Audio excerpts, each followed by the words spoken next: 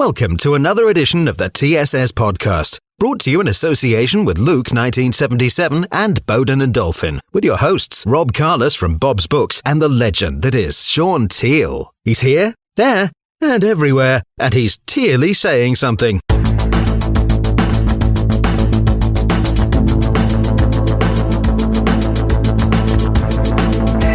Hello and welcome to this week's edition of the Teale Saying Something podcast. I always start off with the abbreviation, but today I've gone right in for the proper name of it. We all know it's a TSS podcast. About 3 or 4 years ago now, myself and Shaun Teale got together and we decided that we'd write a book about him and his career, and he went so well. We've gone straight into podcast world, and of course we do it with our best mate, our best Birmingham City mate, Chris Brown as well. But before we get into that, Happy New Year, Shaun Teale. Yeah, Happy New Year to yourself, Rob, and Chris, and everybody who's tuning in. Exactly, and Happy New Year to you as well, Brownie. Thank you very much. I hope you all had a great Christmas. And it seems so long ago now. Good for everyone.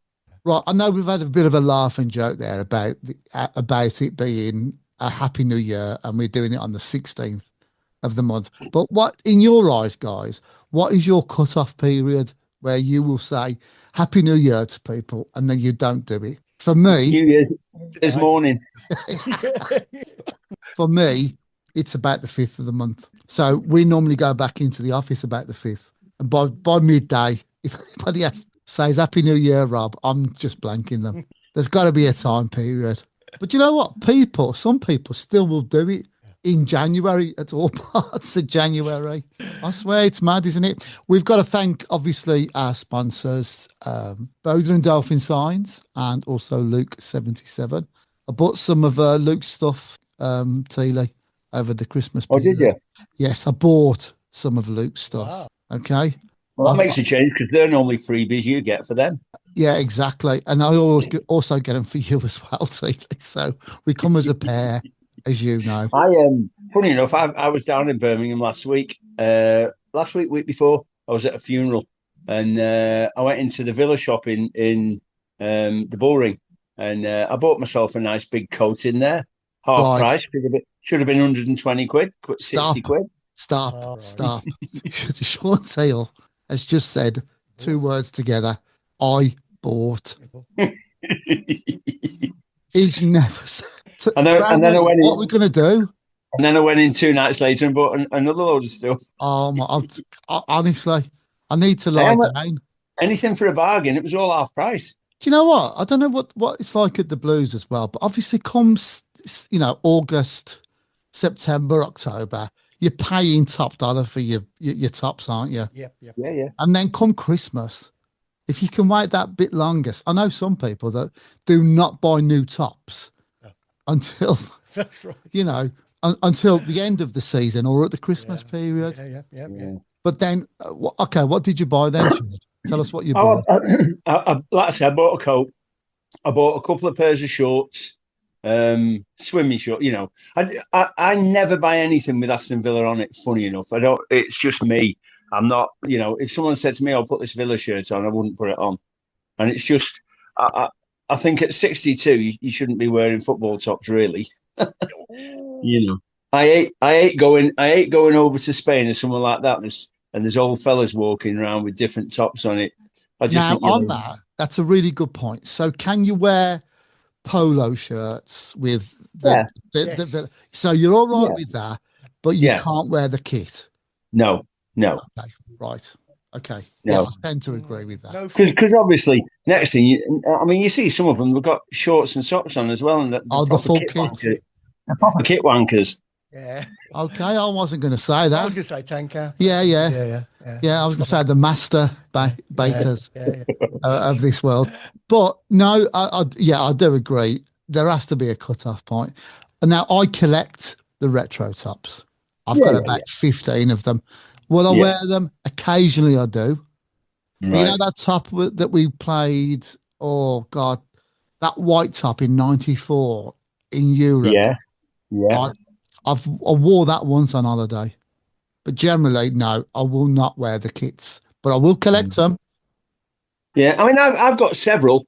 I've got several, pre-worn match shirts from different people and different from Villa, like, but I never wear them. They're literally folded up and in a drawer upstairs. You never come out the drawer.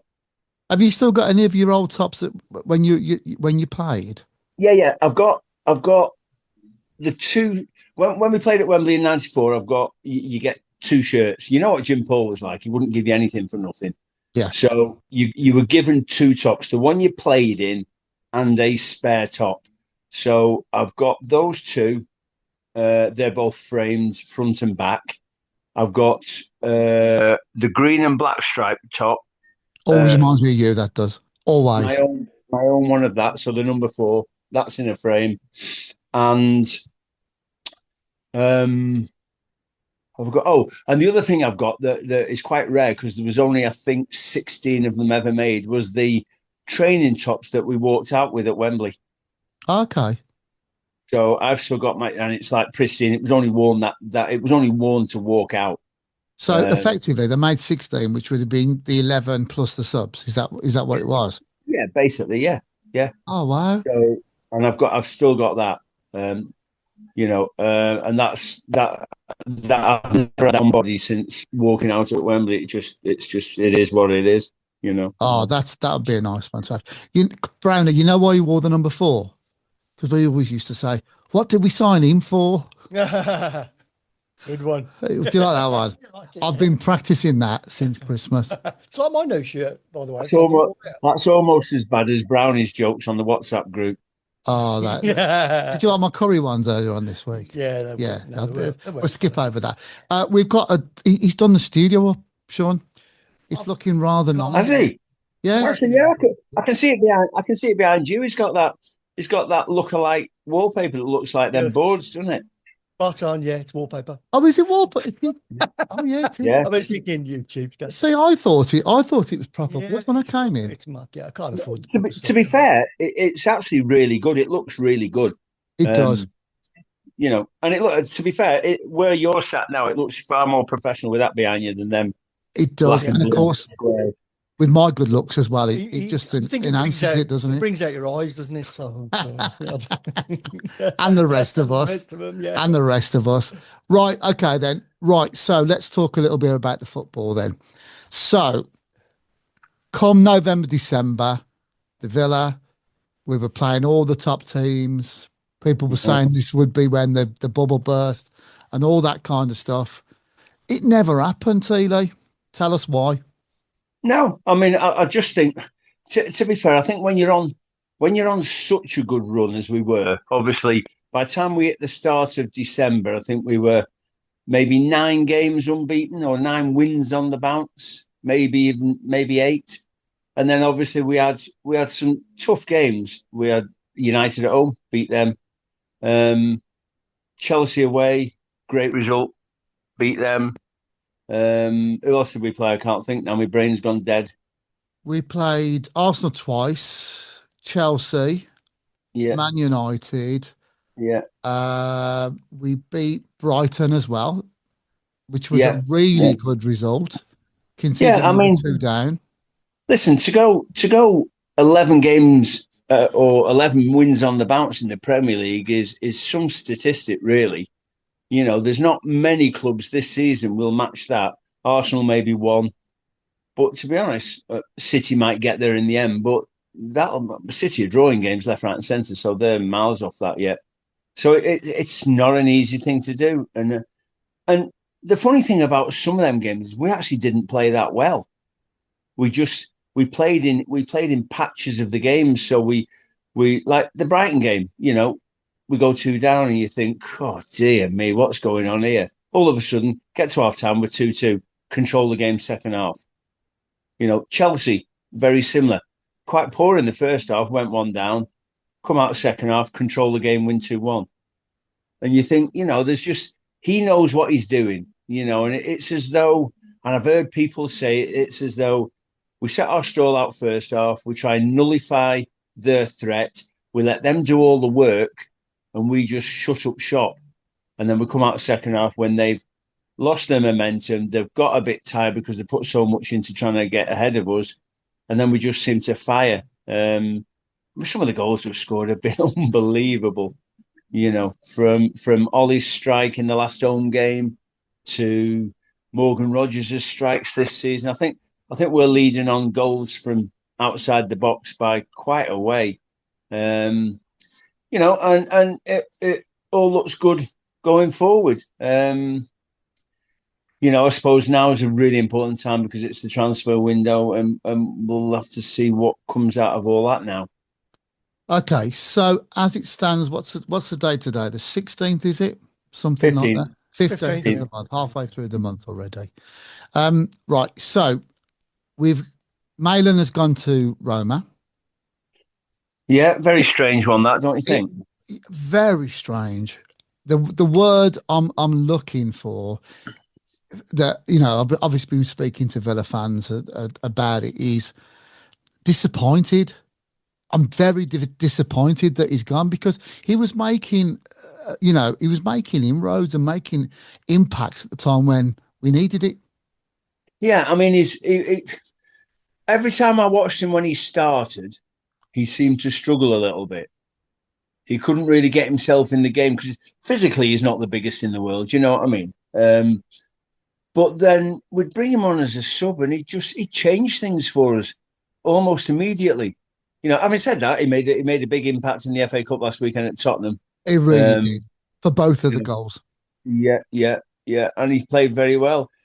And I can only surmise that maybe he wanted to go. Maybe going to Roma gives him first choice, first team football for the rest of the season, and that's what he was after. And he was never going to get that at Villa because of Ollie, and Ollie's hit that little vein of form again. So, and I think, and I've read a load about it today, Unai Emery really wants Tammy Abraham back at the club. Okay, and so we'll come on to Tammy again in a minute, and I think that might have a bearing in it. Yeah. So on Malin then, right?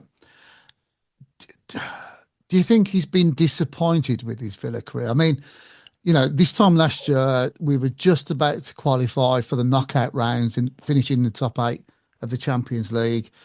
And he's not in the 25 or how many players that we've got, right? And he's a player that we've bought, and he's bought in loan players, and those loan players have gone in first. Yeah. Do you think that's always gone against him? And I like the way he's played.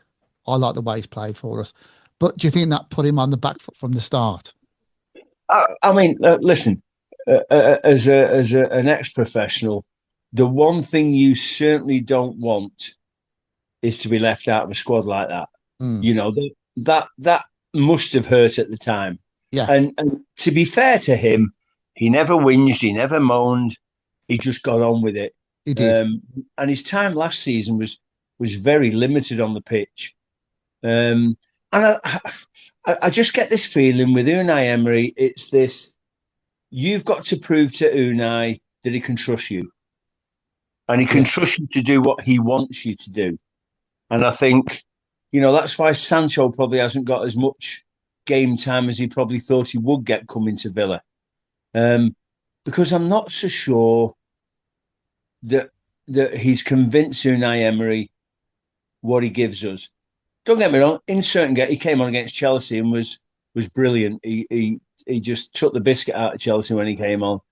But then you see him in other games and he loses the ball, doesn't chase back, and you think, I can't see that going down well with the manager, because he likes hard workers. He likes people to chase back. He likes people to try and get the ball back. And if you're not doing it, I can really see you struggling to be in that team. Right. So, I mean, I've got to agree with you on Malin on those points there. Tammy Abraham for me, right? So great in 2019/20. Loved him. I thought he was a player that you needed to put your arm around. He'd had a few issues. He comes to us. It worked so well with Dino. I loved him. He scored goal after goal after goal, right? Yeah. I'm not sure about Tammy Abraham 2026 as opposed to, can he deliver?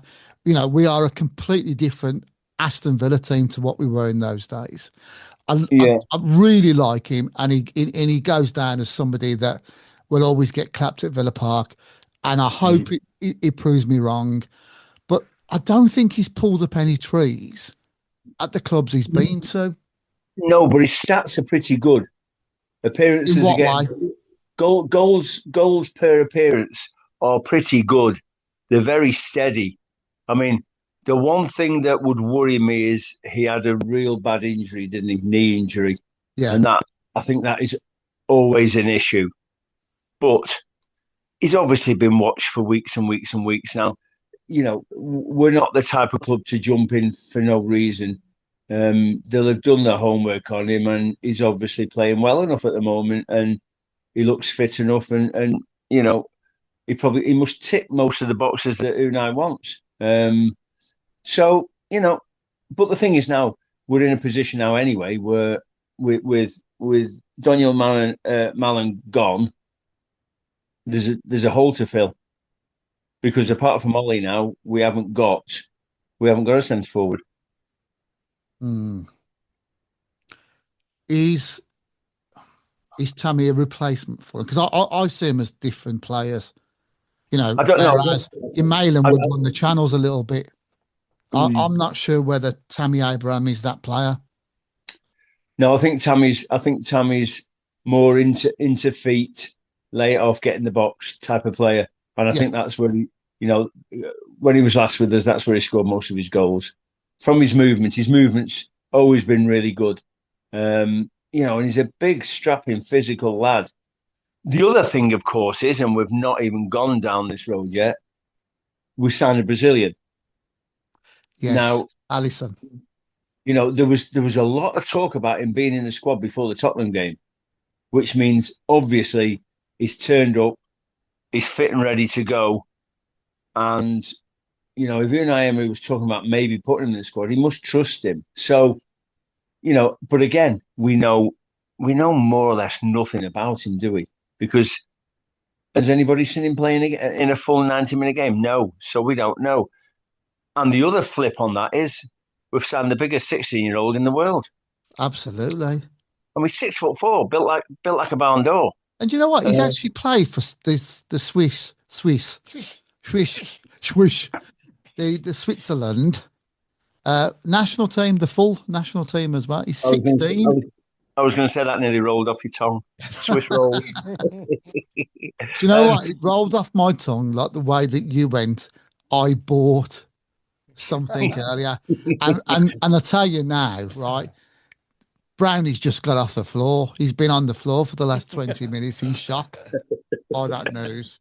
But you know Yeah. what? So I mean, granted, he's only 16. He's still, you know, in experience terms, he's a baby. But if he's big enough, strong enough, powerful enough, and good enough to be integrated into the first team squad, then so be it. And I'm all for it. Me, if you know, I mean, the other thing I keep reading is Gesson is Gesson going to get forced out of the club into a loan move to somewhere, because for him it's not working at the moment. And Why I isn't think it working? I mean, well, we've mentioned this guy, you know, all during the you know the season so far. Why isn't it working for him? well Because when it he's putting a shift in, but what yeah. is it? Well, when it came up, we were about to buy him. All these videos came up, and in every video, he wasn't playing as a wide man. He was playing as an out and out Yeah, striker. yeah. So he was getting ball into feet, little dummy one way, spinning the other way, and powering away from people. He's not played up front for us once. All he's done is play wide right or wide right most of the time, but wide right, wide left. And it's not. It just doesn't look like that's his game. It doesn't suit him. I Mm. mean, I noticed he scored a couple of goals while he was away at AFCON, but he was playing as centre forward. Oh, is that? I haven't really watched the games. In fairness, Well, I haven't, to be fair, because it's a very little interest to me. But um, you know, so I don't know. Maybe because there's that opening now, maybe he now gets the chance to be moved into the middle where people feel that's his best position. mm. Again, you know, if you knew what Unai Emery was thinking, you'd be on Mastermind every week. So here's another because one then. He, go and we're talking about Emery there, right? And his on. tactics, right? Yeah, Tammy, I've heard he's playing for Besiktas tonight. right. So, which concerns me a little bit as to Yeah, why, yeah. if we are buying him, why he's playing for his club tonight. That's the first thing. But are we looking to be more flexible when we attack? Because as you said, we score a lot of goals outside the box, and it's great to see. You know, we've scored some worldies this season. Yeah, we Does have. if we do get Abraham, does that gives us flexibility to use our wingers a little bit more, where they won't become inverted, for want of a better word, and Tammy will be that type of player that can get on the end of a ball that's put in from either the left or right. Yeah, I don't think you're far off with that. I think the other thing as well is, and he's done it quite a lot this season. He never did it at all last season. He's played two up top, so he's brought Ollie on and left Marlon on, or vice versa. Yeah, He's brought Marlon, so he's gone to two up top when we've needed to push the game and have people further forward. He's played them two up top, and he's played Rodgers in behind. His he thinking, you know, Tammy won't play every game or Ollie won't play every game. They'll share it like him and Daniel Marlin have, but I've got the option to play them both up front at the same time. yeah, In which case you've got Ollie running channels, which he does for fun anyway. But you've always got a finisher in the box. So it's going to be interesting. It's definitely going to be interesting over the next few weeks to see if we do sign him. Now you've mentioned it, he's playing for Besiktas tonight. I might try and watch that and see how he does. yeah. I just find it a little bit strange that if it's as close as what we're expecting, and I'm hearing £50 million, he's yeah. I'm hearing £50 million. No, no, He's right. no. Okay, that's interesting. There's What have not you a cat heard? and L's, not a cat and L's chance of us paying 50 million for anybody. Yeah, Uh, yeah, I think Besiktas buyout clause, if they took the option, was something like 11 million. right. Okay, So you're probably looking, if we hijack the Besiktas deal, and I think that's the only thing that's holding it up at the moment. I think Roma have agreed. I think it's all agreed with Roma, but we're probably going to have to pay Besiktas something to get him out because he's on loan to the end of the season with a buyout clause. yeah, So they're going to want something out of it. They're not going to let us walk away and just pinch him, I don't think. Granted, I don't know.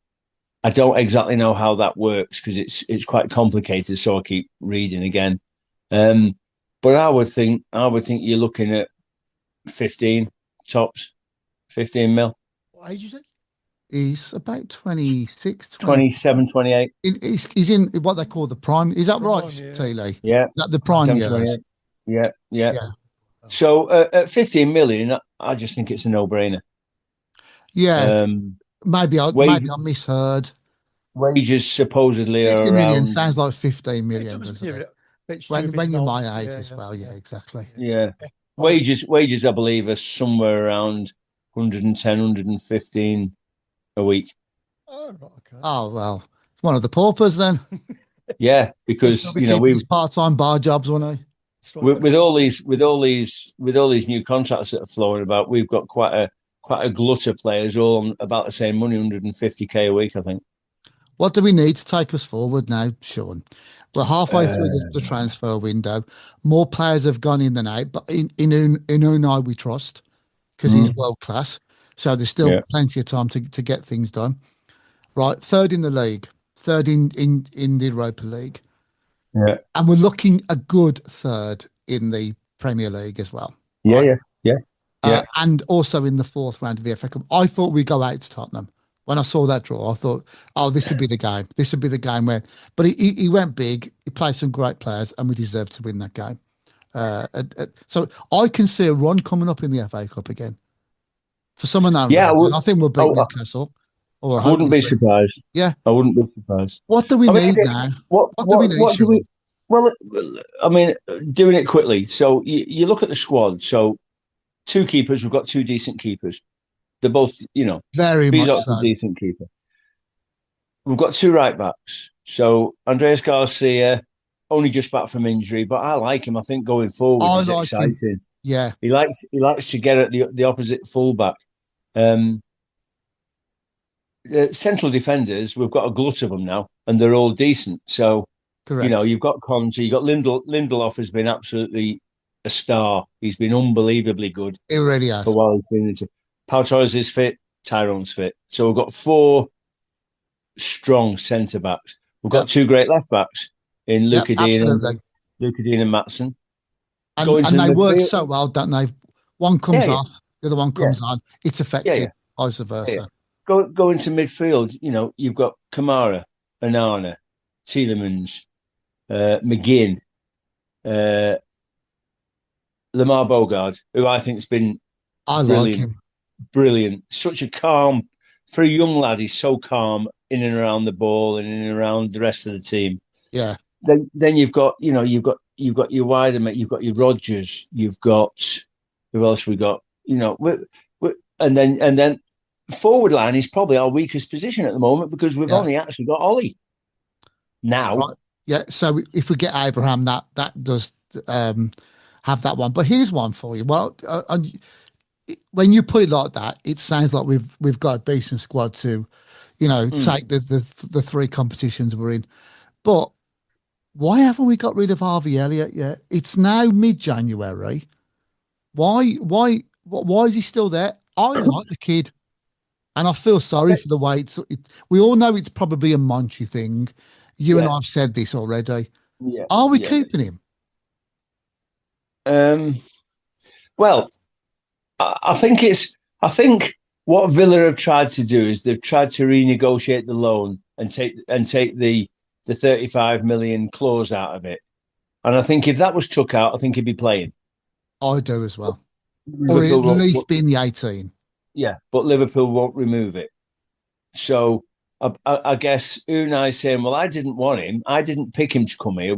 It was a last minute deal because we were short on numbers, but I don't want to pay 35 million for him because I don't see him fitting into the setup like other players have."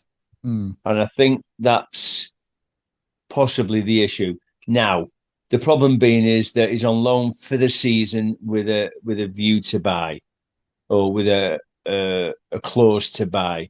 yeah, So in theory, Liverpool don't have to take him back. yeah, But at the end of the day, he's still their player. So you'd think they'd want what would be best for him. However, he can't go on loan anywhere because that's right. he's not he can't because his loans are done. The only way, the only place he can go, he'd have to move either out. I think it's out the EU. He can't go on loan within the EU. Because So there's he'd talk of have, Charlotte, isn't there? At yeah, but he's Dino's. turned it down. He's turned it down by all accounts, hasn't he? Right. Okay. Now, again, is that a good move? Turning it down. What are you going to do? Fester at Villa and not play? Go back to Liverpool, fester and not play, or go to Charlotte and play every game and Yeah. get some game time, different lifestyle over in the States. What could be better? Sometimes I think players expect more than they're going to get, and I think don't get me wrong, Harvey Elliott might go back to Liverpool and get in the team, but as it happens now, they seem to have tidied the team up and got players playing. So I think now he wouldn't. I think if he'd have gone back 10 weeks ago, he might have got in that team because they were struggling. Yeah. But Um, they seem to have come out of it a little bit more now. yeah, yeah, Verts is starting to hit form. Ekatike is on fire. Salah's due back after this weekend, isn't he? He is. Um, Yeah, he is. you know, um, Even Kanate seems to have found his form again.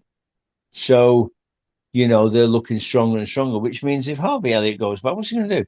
He's not going to get a game there either. So Uh, I feel sorry for him because he's catch 22 and he really is stuck in the mire with nowhere to go at the moment. But he has got somewhere to go. He could have gone with Dino over to Charlotte. yeah, Um, exactly. and he'd have been treated like a king over there because he's a Premier League player playing in the MLS, and there's not that many at Yeah. that age and that good. Also an England international, so he'd have been treated like a king over there. And I just think maybe it's short-sightedness on his part or his advisor's part for him not to go. So a little bit more terrace talk then before we move on to other subjects. And this brings it round a little bit from a player that doesn't look like he may come in. I'm hearing through the grapevine that we're interested in taking Dougie back, right? But we can't, can we? No. Because it's the same thing. Juventus, Nottingham Forest. He can't come to us now, can he? I don't know, because I'm not 100% sure how it works. But surely, as you've said there, if Elliott, is he on a season-long loan for one? Is there a figure to buy him at the end of it? A guaranteed purchase if he plays so many games or whatever? I don't know. And my last question will be, why would we want Dougie back?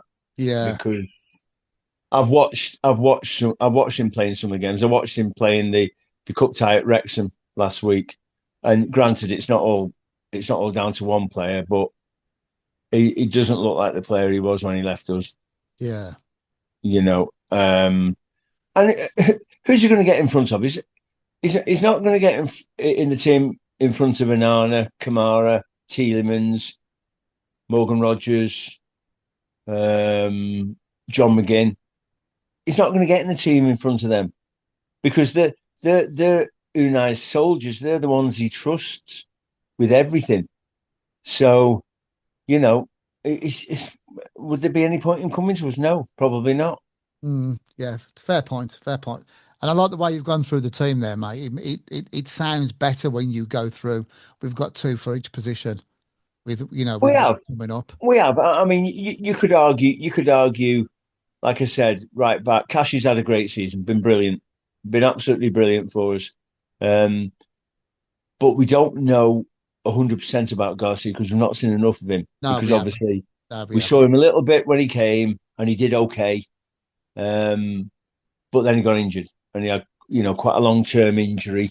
And now he's back. We've seen him a couple of times in a couple of games and he's done okay. He's not lit the fuse paper yet, but he's young, and if you've been out for so long, it takes a while to get back in the swing of it.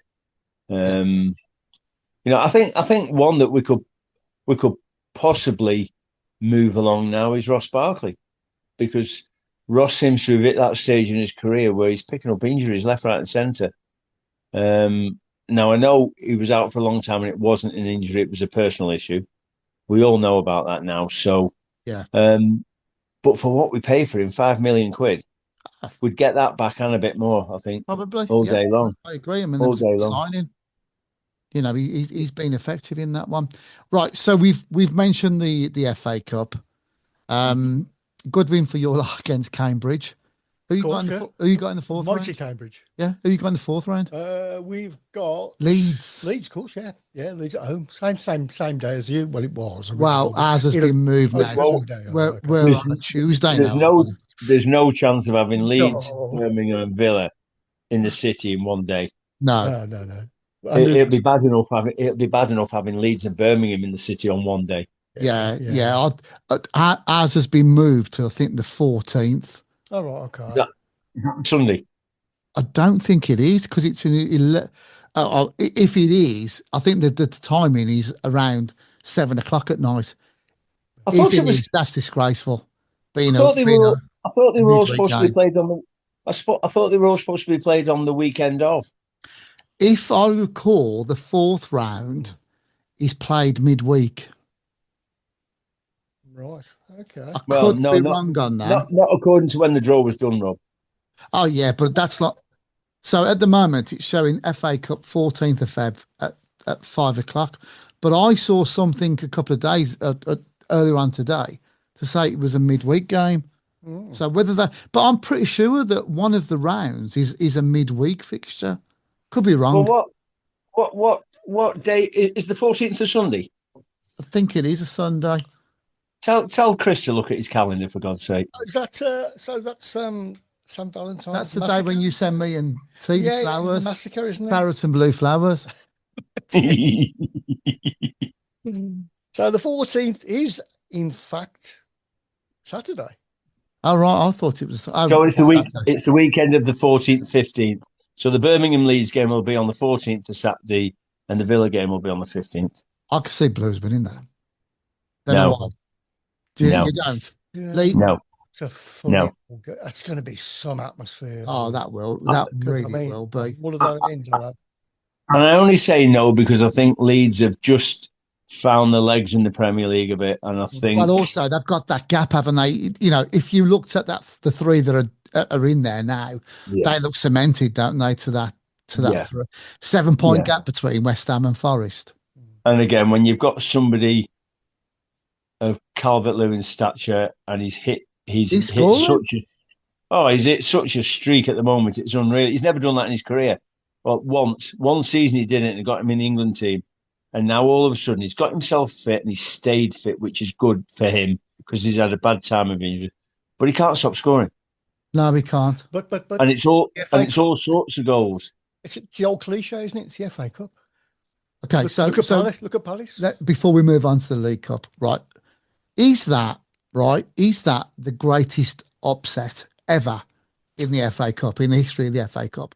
I don't think so. I mean, statistically, it's got to be, hasn't it? 7 leagues below, Yeah, got to be. Yeah, right? yeah, You know, they're not pulling up any trees in that league as well. no, I don't think. no. Crystal Palace are holders Yeah, yeah. Mm. of it. Mm. Is it? I don't know. You know, there's loads of them. Everybody will cite the Hereford Yeah. game. I think with the Hereford game, it was one of those. Sutton versus that never Coventry. happened, did it? Yeah. Oh, it did. Yeah, absolutely. Yeah, I think it's that sort of game, wasn't it? I mean, everybody talks about Sutton and Coventry. Yeah. You know, but Yeah, but I think the fact that Palace were holders, and I think it's something like some stupid like 170 something places between Palace Yeah. and Mac. I think 170. it's got to go down as the biggest upset. don't I mean, I think it is. Do Macclesfield play in the same league as your old boys, Southport? I mean, Northern uh, Leagues North. Sorry, Northern League yes, North. yes, yes, yeah, yeah. Yeah, they Now, do, don't they? I mean that. I suppose there'll be a certain part of an argument that could go on that. Yeah, but hang on a minute. Macclesfield have a 4G pitch. There was no 4G pitches when some of the other big upsets were going on.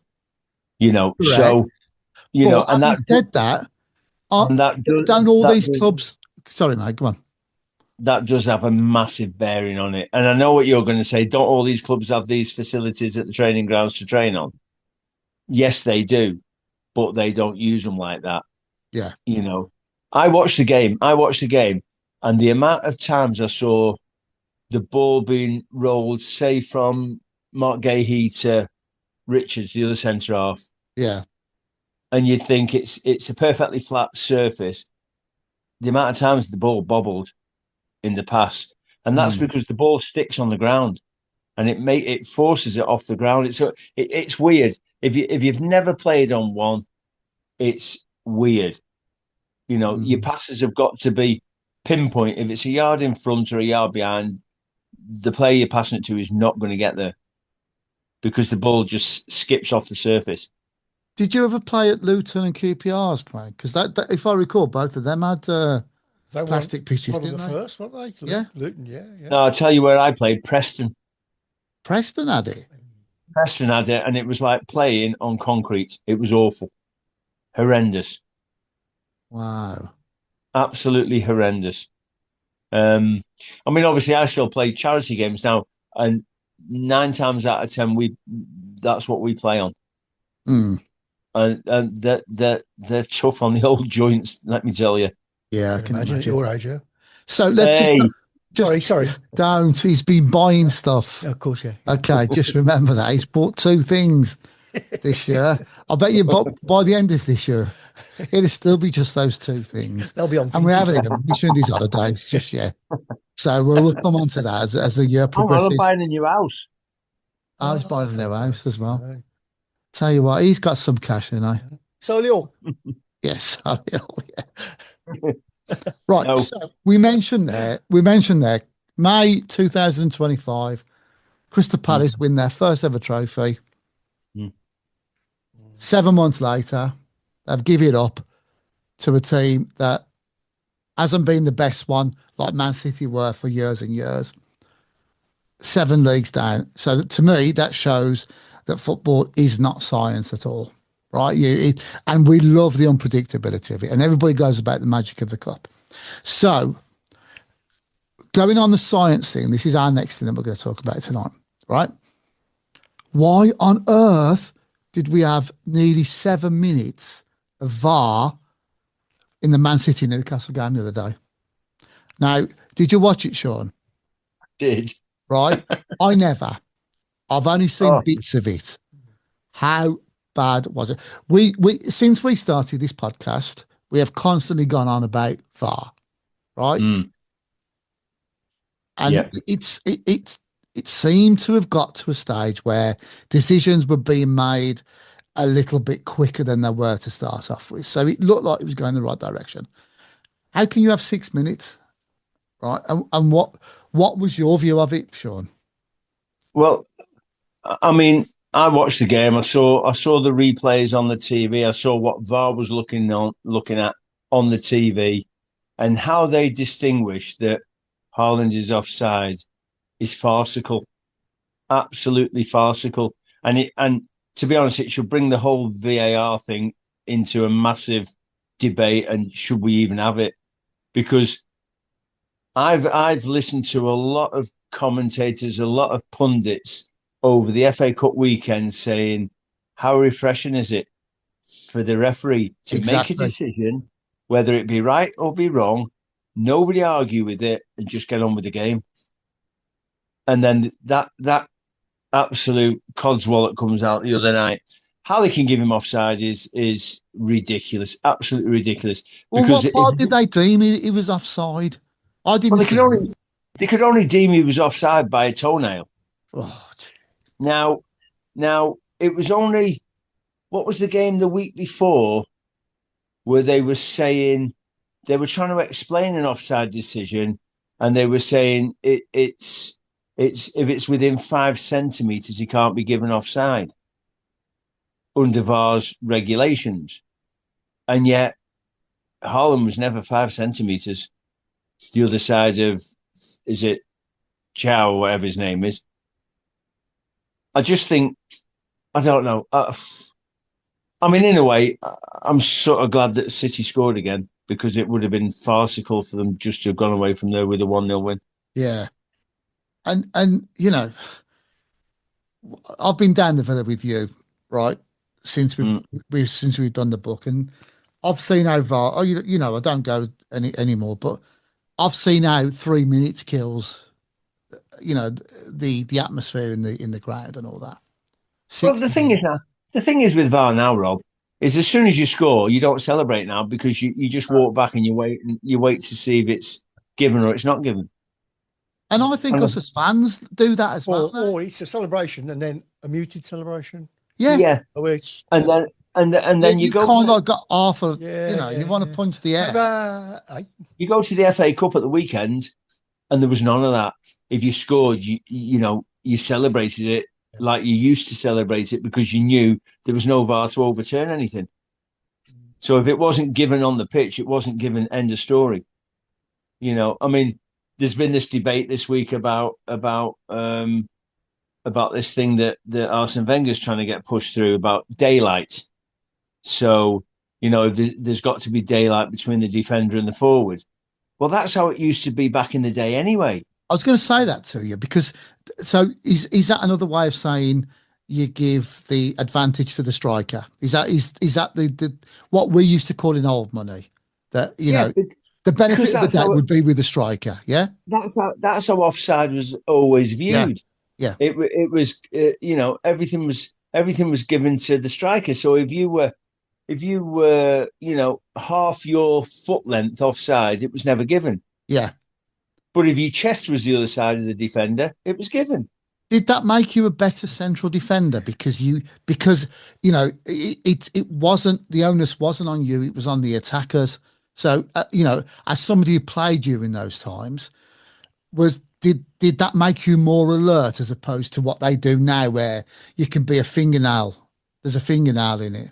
You know what I Yeah, mean? I certainly think as far as playing an offside trap in our day to playing an offside trap now is totally different. We had to make sure we kept our line almost perfect because you wouldn't have been given offside Yeah. otherwise.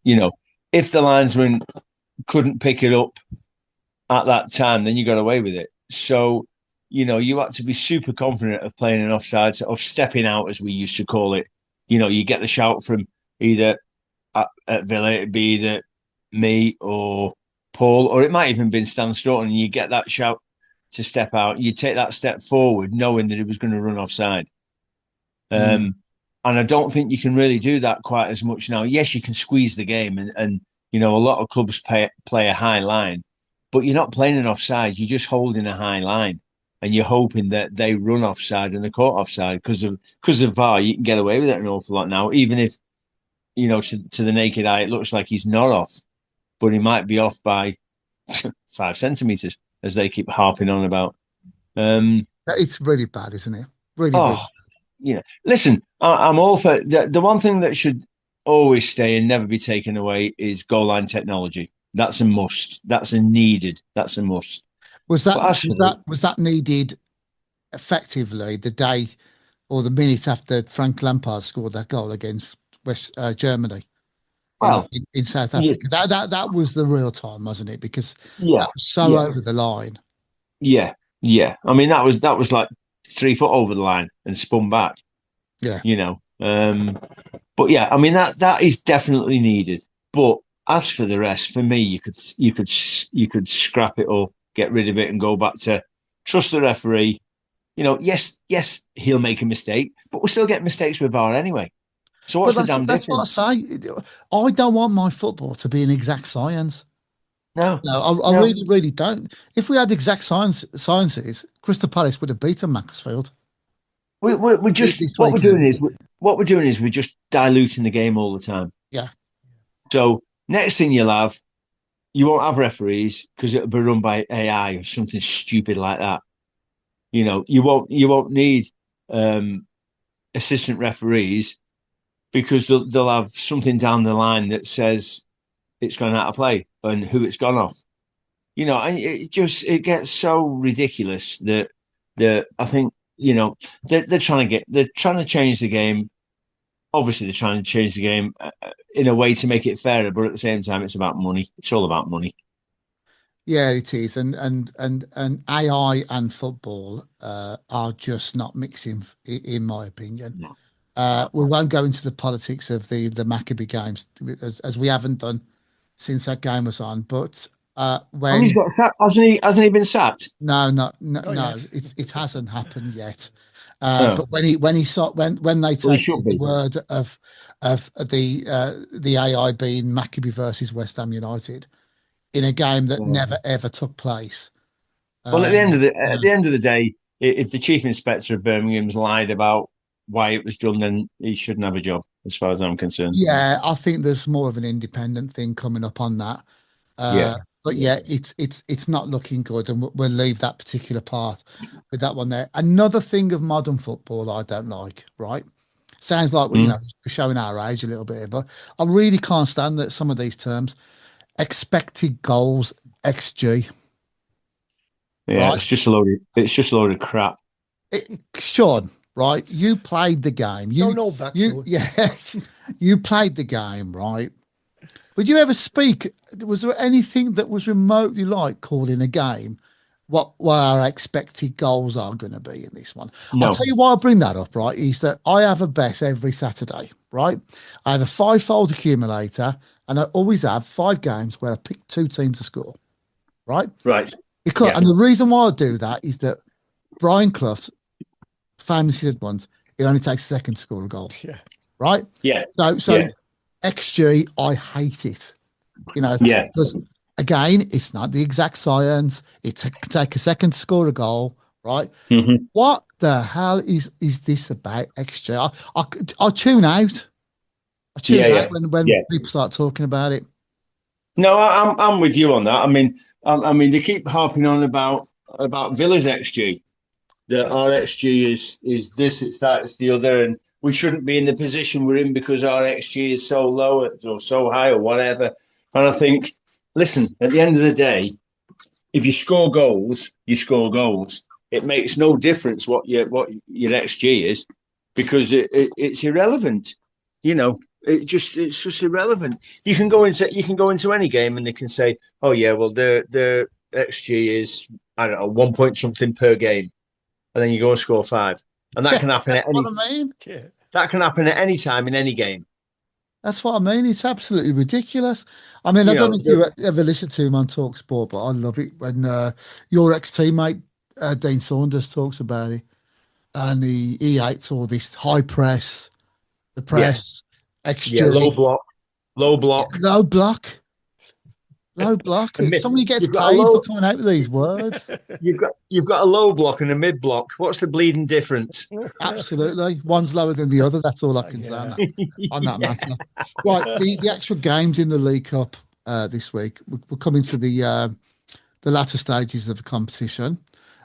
Two things I want to pick up on. I think this is going to be the last things that we talk about tonight, or one of them.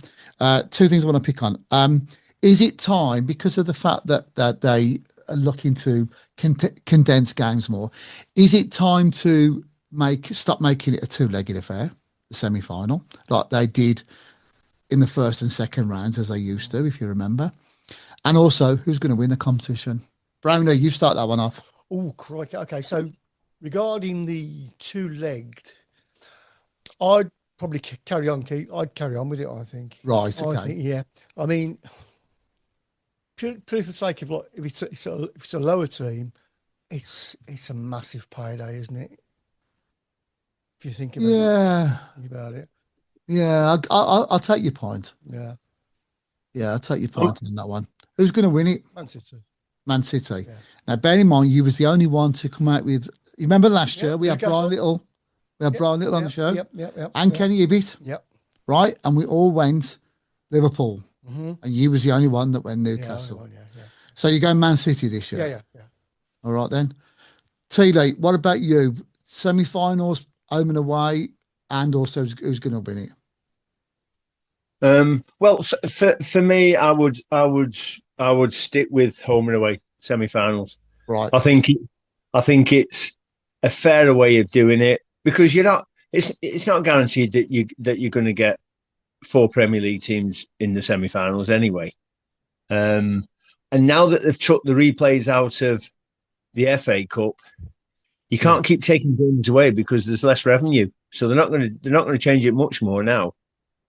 Because of the FA Cup, there's far less revenue because there's no replays. Um, the next thing they'll do is they'll take extra time out the FA Cup games, and go straight to penalties. That'll I be the think next they'll one. do that. Yeah, You know, I've been thinking that for the last couple of seasons on that one. I can say that yeah. happening. And who will win it? I'm going to go with Brownie. I think City will win it. Yeah, I'm not discounting Chelsea at this moment in time. Mm-hmm. I discounted them about 10 weeks ago Yeah, from winning anything. I've From just winning got anything, this. Yeah, I've they're just just got this feeling. You don't think they're for punching? me. Chelsea are a rudderless ship still at the moment. Even with Liam Rossini being in there, I still think they're a massive accident waiting to happen.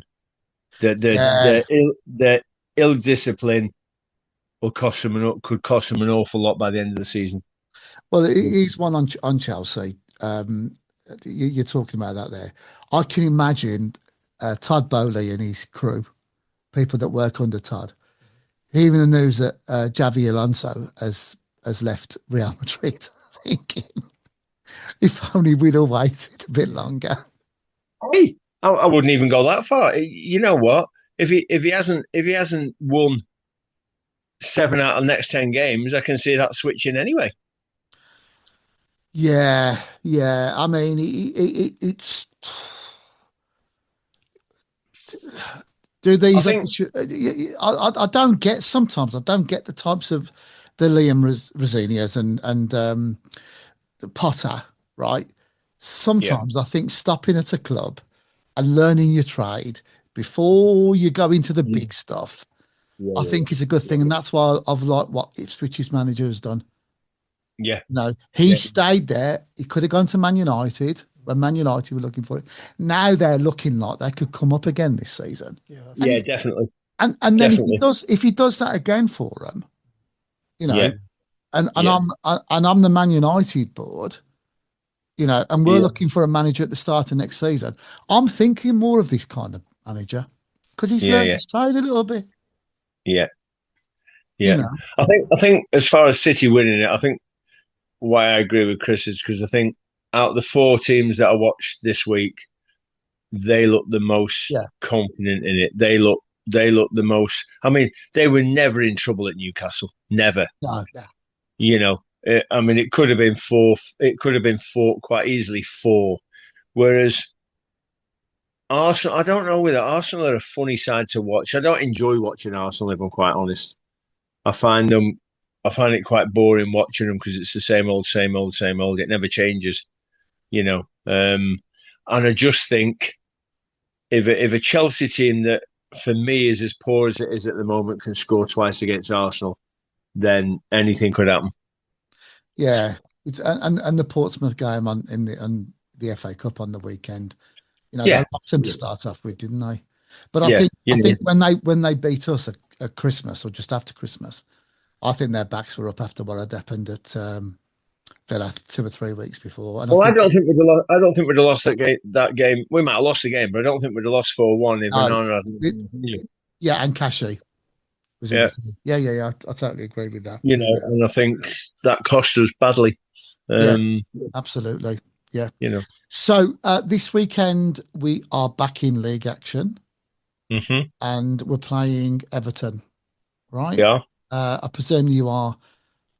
I will Let's be be there. nice to him because he's bought stuff, right? So I I'm not will going be to say there. anything, right? Are you going to be there in your working capacity, Sean I Teale? will be there in my working capacity Good. with my free ticket to watch the game and my free meal. Oh, see, I wasn't going there, and Brownie wasn't going no, there. We were Well, going to be that's why I nice said it to because you. if I hadn't have said it, you'd have spouted it somewhere. No, I was going to be good to you because the fact that you bought stuff, even if it was half price. Hey, what's that new shop like in the town centre? Then I've not been there. Yeah, it's all right. It's okay. Is Yeah, it? yeah, yeah, yeah. Got some nice Adidas. I like Adidas gear more than any other anyway, so it suits me. Okay. Um, So Brownie, is it Adidas or Adidas? I've always called it Adidas. Yeah, no, me. Yeah. So no, this Adidas shop, for me. do they have like one of these pound buckets and things like, you know, One of these? What? pound bucket? Are Where you? you can buy old stock for £1. I was just wondering if you saw any books in there or something. Yeah. Oh, right, because I'm an author and my I'm sorry, books. of course you are. Yes, yes, yes. Have you noticed I've not even attempted No. to say anything about my books, No, of course not. except for Sunshine After the Rain. That's the Aston Villa story 2009 to 2023. Comes out on 9th of March. So, Teale, they've got in touch with me today, my publishers, and they have said that the books come out soon. So I'll be sending you a copy of it, Oh, thank as you. I will Teale, with Teale and, you know, the likes of Simon Goodyear and all that. And Terrace Tales, we've signed up 3 new books for this year. I'm working on John Gregory's Yeah. book. He came to our house last week and he Yeah, made we've himself, seen it. made himself comfortable by making himself teas and all Yeah, that. yeah. Didn't have corned beef sandwiches like you do, though, Teale. Well, there you go. I did see him advertising your brain cells with the two behind you. Yeah, that was good. That was. That was 2 sugars, that was. That was 2 sugars. We got a coffee machine, so I'd made him an Americano. Reverse photograph where exactly doing that was it? Let me go, Rob. Let me go. So I'd made him an Americano, and there was about, I don't know, it was 3/4 full. First thing he did was get up and put hot water into it. I thought you can take the boy out of Scunthorpe. But yeah, so that's going really well. We got a few more on the go as well, and of course, Teale, you're under the Terrace Tales banner these days. I am, yes. We just got to sell your books. Yeah, yeah. But, you I've know, got about, but I've did got you about notice that 600, Brownie's I've got joke? about 600 copies in my garage if anybody wants one. Yeah. I'd read one if you gave it to me. Oh, yeah. You can, yeah, exactly, exactly. I've got to give you Martin Granger's book. Yes, I'm really looking forward to reading that. Yeah, I'll get him to Probably do. the best book you've ever done. It's probably, yeah, probably the best book I ever done was one called Here, There, and Everywhere. Yeah. With my mate Tealey. All right, yeah. Like what you wrote. Yeah, like what I wrote. Yeah.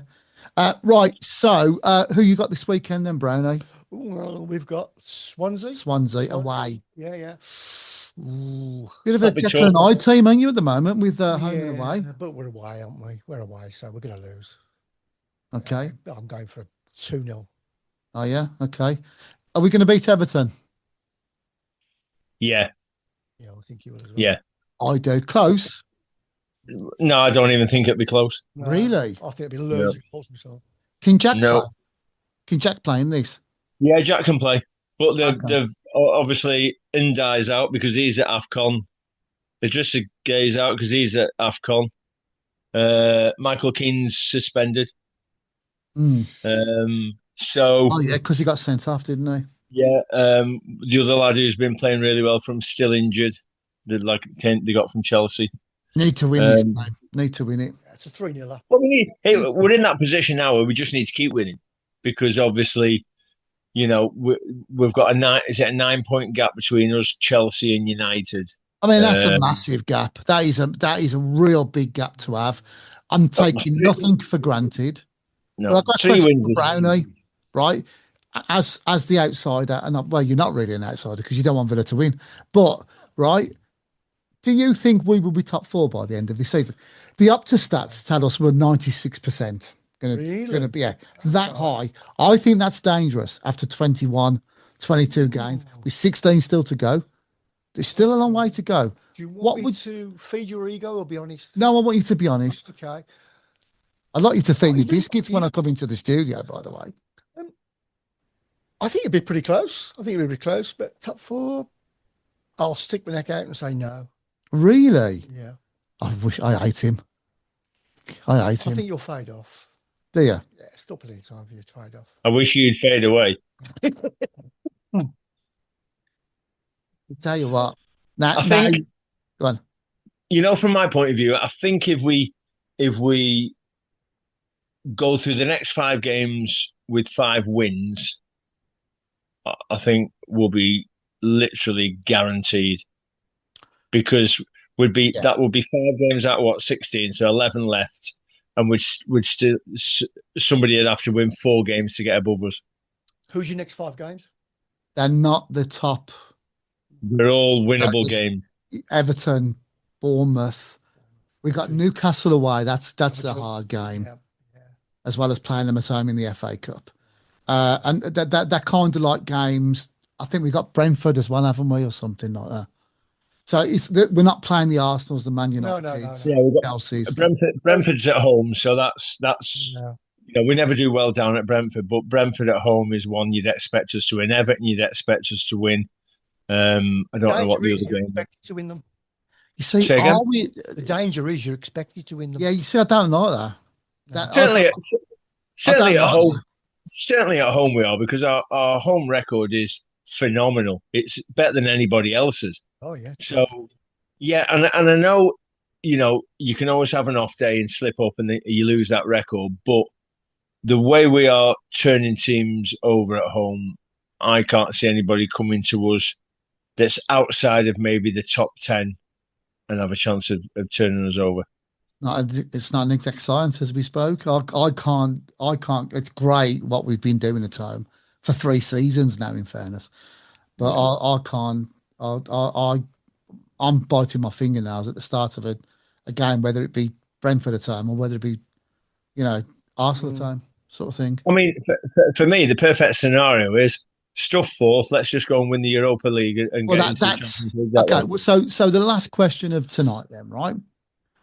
Before we went on this amazing run to where we are now, I would have been happy with top 6 in the Europa League, right? And that's still my my thing at the moment. If there was 5 or 6 games to go and we had this 9-point lead, I wouldn't be talking like this. But anything can happen in football, right? So I would be happy with top 5, and I think 5th will get us back into the Champions League anyway. Right, based on this, what they do on it. What's yours? What is a successful season for Aston Villa now? I'll ask you that question in a minute as well, Brown. I finished with the Blues on that one. Okay. For me, we need to win something. It's been for a club of our stature, it's been way too long. Yeah. It's 29 years since we last won a trophy. So if I held a gun to your head and said, which one would you like us to win now out the 3 we're in? Because we are competing for the league. I'd take the Europa League. And I would. Without a shadow of a doubt. Yeah, because I would. Because of Champions League. Because of the Champions League. Yeah. I want to see us win the FA Cup. The Europa League is bigger than winning the FA Cup as it stands now because of what there is at the end of it. You want to win the biggest of the competitions. Yeah. Don't get me wrong. I'd love us to win the FA Cup because it's been an absolute horrendous competition for us over the last 20, 25, 30 years. We've been awful in it. Yeah, we've been awful in it. Last year we did a lot better, but then we turned up and didn't play in the semi. Yeah, absolutely. But from where we are in the Europa and the 2 games we've got left to play in the league section of it, we'll qualify anyway now. I think that's a gimme. We'll probably go to Fenerbahce and win anyway. Yeah, so we cannot be outside the top 24 now, can we? I don't think we can. No. Which either way, we're going to play more games, and obviously we're in the top 8. I think one win out the 2 games that are left will guarantee us top 8. But I sort of think 2 draws will guarantee us top 8. Yeah, anyway. I think so as well. Don't forget the last game's at our place. Yeah, correct. Like it was last year with Celtic. Brownie, what's success for the Blues for this season? Success, I mean, get a playoff, but I think top 10. Yeah.